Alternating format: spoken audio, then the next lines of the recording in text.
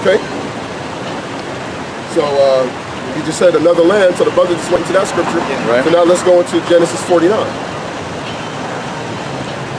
We're going to just a brief overview of the tribes.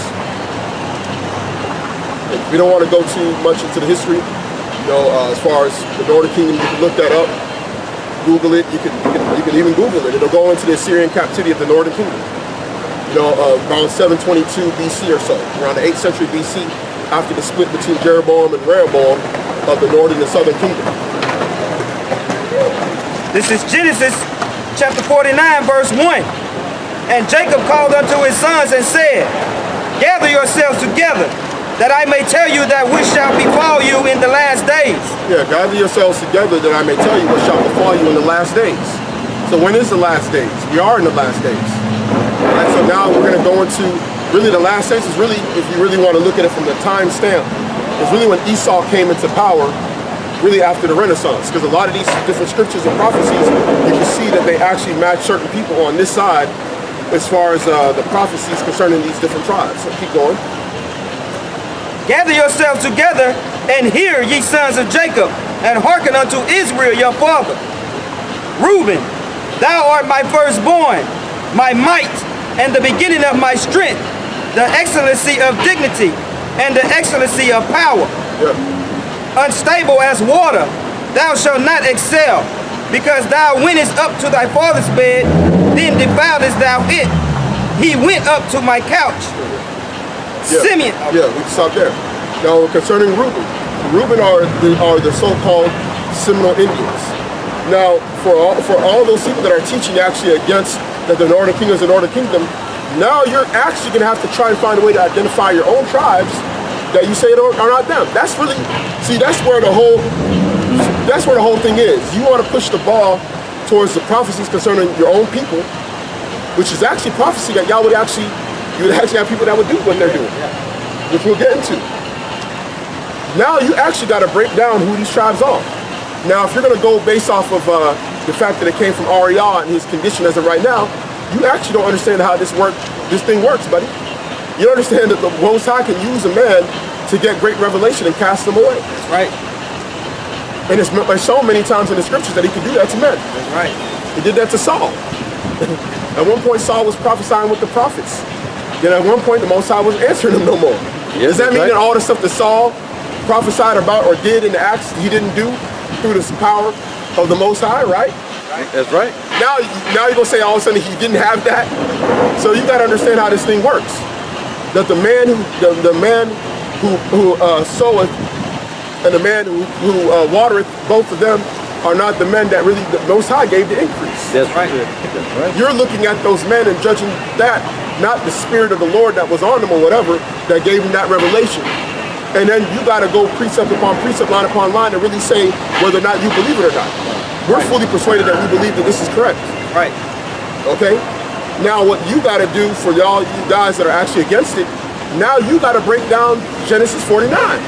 Give us a new breakdown of who Reuben is and all these. We want to know. But you don't got it. You're just going to sit there and, you know, a lot of y'all just going to sit there and scoff.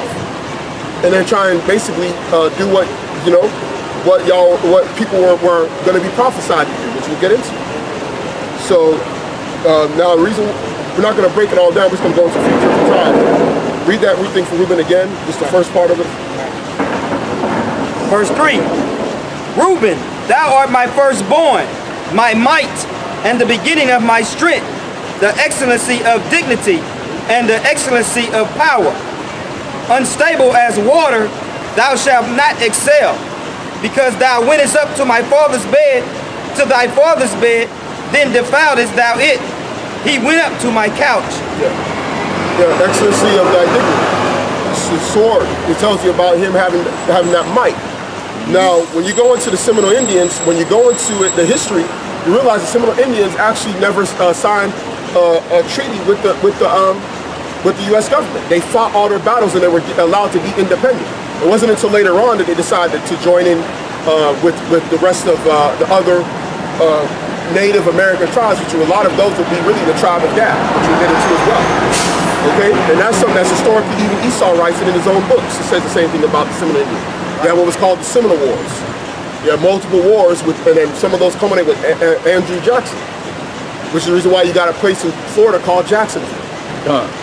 Okay? Because of all those different battles. Okay? Now going down into Gad real quick. Yeah. Oh, Issachar, whichever one comes first. We're just going to go into the trials. You don't want to go into all of them. We're just trying to make sure that you people, especially you brothers and sisters that are watching, you're especially on this side of the world, because the 12 tribes are scattered everywhere. Right. Throughout the four corners of the earth. But on this side of the world, for you that are the natives of the Americas, you calling yourself a so-called Latino or Native American, y'all are the 10 tribes that came over here. Y'all are Israelites. If you believe by faith. Again, this is not for everybody, but you got to believe that by faith according to these prophecies. If this thing is resonating with you, then you more than likely are someone who the Most High is probably trying to, get into that fold. All right, so go ahead and get it. This is 49 and 14. Issachar is a strong ass couching down between two burdens. And he saw that rest was good, and the land that it was pleasant. And it was pleasant. All right, so keep going. Is that it? And bowed his shoulder to bear, and became a servant unto tribute. Became a servant unto tribute. Now Issachar is talking about the so-called Mexicans, the natives of Mexico. Okay? Now if you know anything about what happened when the Spaniards came over to Mexico, there was something called the encomienda. Okay? That was the slavery of the Northern Kingdom of the Spanish. It's called the encomienda. Okay?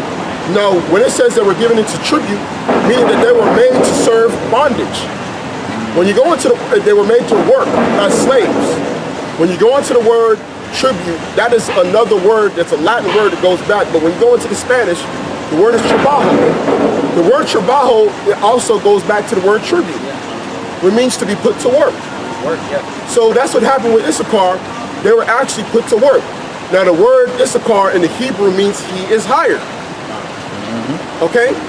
Now if anybody wants to say that they're not of the Northern Kingdom, or they're not the tribe of Issachar, then who is? Now you actually got to go, for all you guys to say they're not of the Northern Kingdom, now you actually got to prove who is Issachar today. You're not going to break it down. The only thing you're going to say is you're going to say that they're not of the Northern Kingdom. When Issachar is known to make, they're known for the unleavened bread. And also the scripture said that Issachar is a strong ass, and the Mexican flag has the burro. the ass on the flag. Well, not on the flag, but they actually carry another symbol of the donkey, which is spiritual. Right. And that's why it tells you, that's why it says that we're giving the tribute. He is hired. So what was going to befall the tribe of Issachar, the so-called Mexicans in the last days? They were actually going to be made to work. Because even before they actually came in large numbers, even though they were already here in the land, Judah was primarily the ones doing all the work in Babylon. Right. Then it was the Most High had it that in the 60s and 70s, they started coming in. That's why you started having movements with Cesar Chavez, when they were working the farms in California. Right. They were put to work, they were rebelling against Esau because of the conditions and how they were being treated. That's all prophecy, man. Right. Okay? Now, we're going to still stick with Issachar. Get me 1 Chronicles 12 and about 32. That's the time. I think it's 12 and 32. Yeah, that's what it is. So we're going to give you another just to edify with Issachar. This is 1 Chronicles chapter 12, verse 32. And of the children of Issachar, which were men that had understanding of the times, to know what Israel ought to do.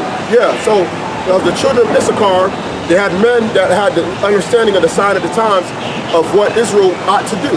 Now, when you go into the natives of Mexico, they have a calendar. Yep. They are known for their calendar, the pyramids. Everything was set up according to the lunar and solar times. So they actually were doing things according to how they understood, because they understood the sign of the time. And you know what's crazy? Another thing, when you watch a movie, I believe it's either Apocalypto, when there were certain signs in the heavens or whatever, they knew that something was going to happen. right. And around that time, when you look up the history, there was actually a blood moon around 1492, 1491, when Christopher Columbus showed up. So around that time, when the Edomites was coming from Spain, there was actually a blood moon. That's why even Esau put in the movie to show that they knew that something was going to happen, and they went to shore and you see that ship coming. The ship is coming. And Apocalypto, that was about Issachar, if I'm not mistaken, right? That was Mel Gibson that did that movie. So they knew that something was going to happen, and that's exactly what happened. So they had an understanding of the sign of the times. That's how the Most High gave them that spirit to understand, you know, these things. And I tell you, even in these last days, if you see Issachar already leaving and going back to Mexico, America's finished. That's right. Right. That's right. They have an understanding of the sign of the times too, right? Yep, right. Because now if Issachar is no longer giving the tribute and being made to build up America, you already know this time has come to an end. That's right. That's right. Because now he's not even fulfilling his own name. All right, which was given to him, you know, back when he was born. That was all a sign of things to come. And so in the last days, him being called Issachar, which in Hebrew means he is hired, or Yashashkar, how we want to pronounce it, Yashashkar, which means he is hired. And just to add on, like the part that the brother brought out, talking about crossing between two burdens, that's North America and South America. Yeah, and it's between two burdens because of the fact that, just like you said, North America and South America, they're actually in between.